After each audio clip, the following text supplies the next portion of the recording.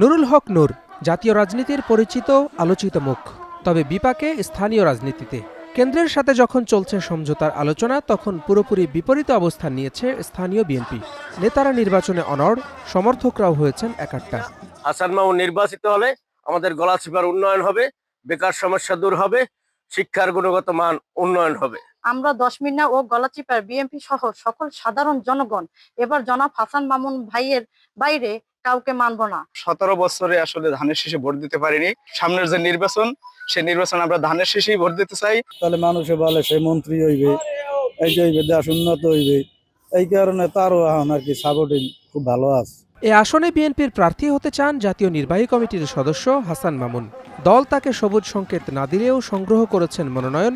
18-র নির্বাচনে গোলাম মাওলা রনির কাছে মনোনয়ন হারানো এ নেতা এবার নির্বাচন করার সিদ্ধান্তে অনড়। যেইখানে বিএনপির সংসদ সদস্য বা বিএনপির প্রার্থী এখানে একটি সম্ভাব্য বিজয়ের দ্বার প্রান্তে রয়েছে, সেই অবস্থায় বিএনপি নেতাকর্মীরা এই 46 বছরের বঞ্চনার পরে, নিপীড়ন নির্যাতনের পরে বিএনপির বাইরে কোনো ধরনের কোনো প্রার্থীকে ন্যূনতম স্পেস দেওয়ার প্রশ্নই আসে না বিএনপি নেতাকর্মীদের। নির্বাচন করবেন গণ অধিকার পরিষদের সভাপতি নুরুল হক নূরও। এলাকায় প্রচার আছে, ভোটে জিতলে হবেন মন্ত্রী। যদিও কোন দল বা জোট থেকে কিভাবে মন্ত্রী হবেন তা নিশ্চিত নয় এখনো। চূড়ান্ত সমঝোতা হয়নি কোনো পক্ষের সাথেই। এর মাঝেই নেতাকর্মীদের দিয়েছেন এক হয়ে লড়ে যাওয়ার বার্তা। রিমান্ডের মধ্যে কম্প্রোমাইজ করি নাই। কিসের হাসান মামুন উমিদ্দা সুমিদ্দা ছোকরা?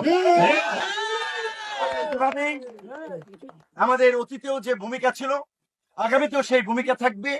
অন্যায়ের সাথে আপোষ করব না, অন্যায়কারীকে ছাড় দেব না।